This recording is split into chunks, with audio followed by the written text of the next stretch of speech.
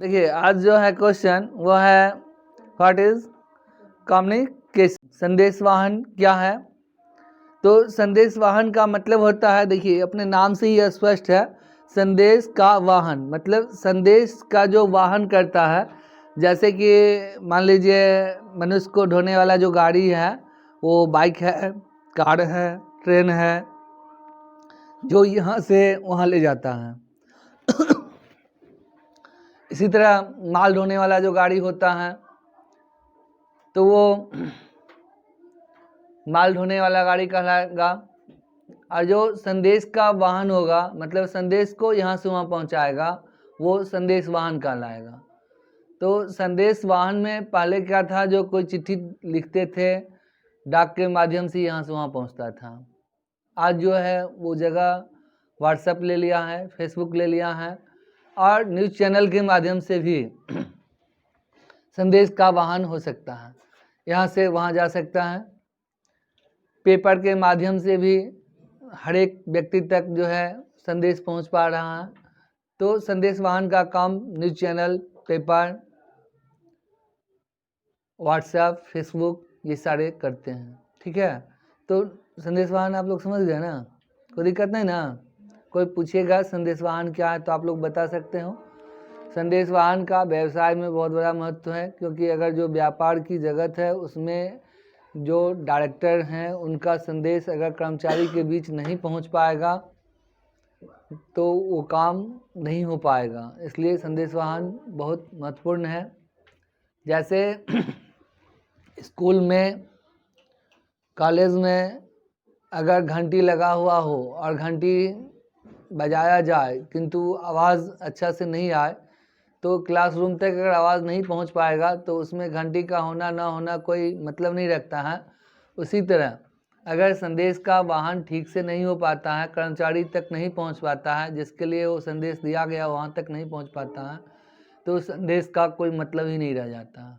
ऐसे संदेश वाहन में आपको बुक भी आता है, कैलेंडर भी है। कैलेंडर के माध्यम से भी बहुत से बात, जैसे महात्मा गांधी का कहना है या और लोगों का जो कहना होता है वो रहता है, आपको पेपर में भी रहता है, न्यूज़ चैनल में रहता है। ये सारे चीज़ जो है संदेश वाहन का काम करता है। आगे क्वेश्चन है आपका, संदेश वाहन में जो बाधा आता है, तो बाधा जो आने वाला है उसमें क्या सब आता है बाधा?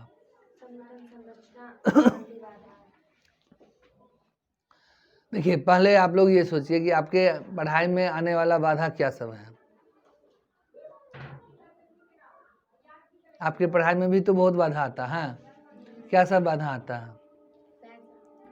पैसा बाधा आता है, ठीक, और टाइम, और घर का काम, और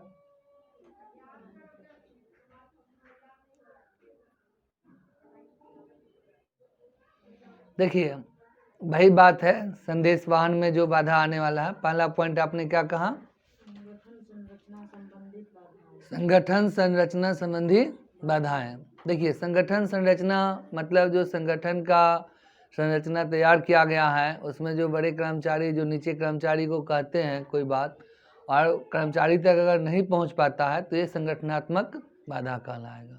ठीक है, अगला पॉइंट आपका क्या है? भाषा संबंधी। मान लीजिए हम अंग्रेजी में बोल रहे हैं और कर्मचारी अगर हिंदी समझ रहा है, इंग्लिश नहीं आता है, तो फिर वो भी एक बाधा का काम करेगा। जो सीनियर कर्मचारी हैं वो जूनियर को जो बताएंगे, जो डायरेक्शन देंगे, जैसे वो उस तरह से नहीं कर पाएगा। तो ये भाषा संबंधी बाधाएं हो गया। आगे क्या है? श्रवण संबंधी बाधाएं का मतलब है कि जो भैंस के आगे में बीन बजाने के बराबर है। जो आदमी नहीं समझने वाला है उसको जो है सो अगर समझाया जाएगा तो क्या होगा, समझेगा? मूर्ख के आगे में जो है, भैंस के आगे में बीन बजाना, समझ रहे हैं ना क्या?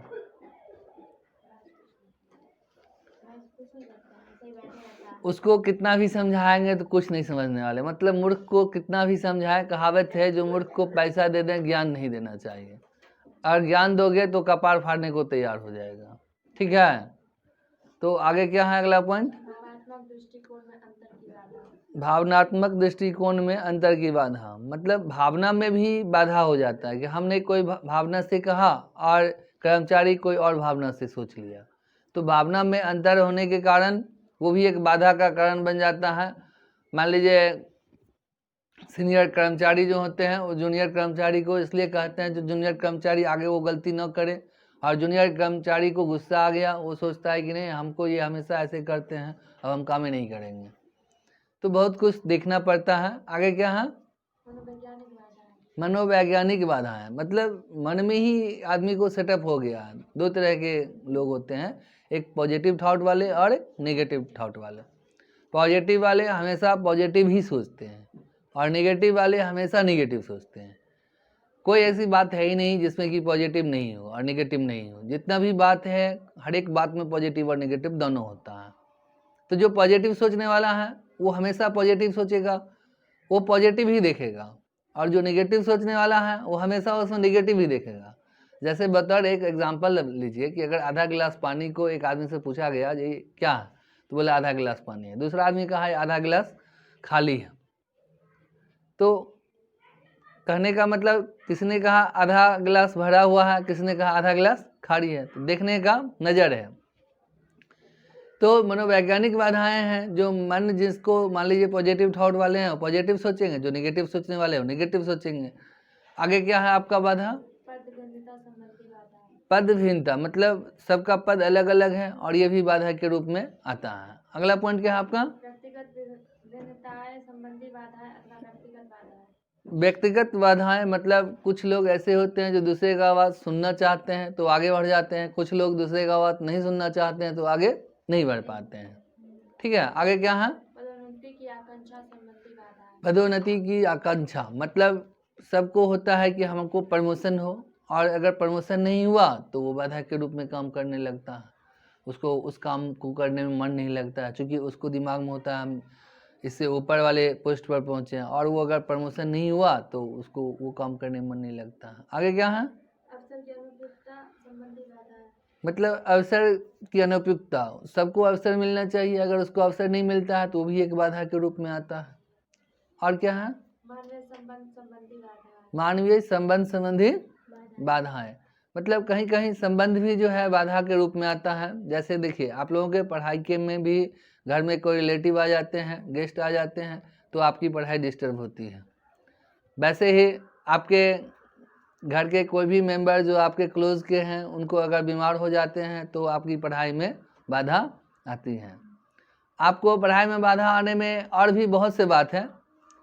जैसे आपको जो है एक आपने बताया पैसा, सिर्फ पैसा ही नहीं है, और भी हज़ारों तरह की बाधा हो सकते हैं।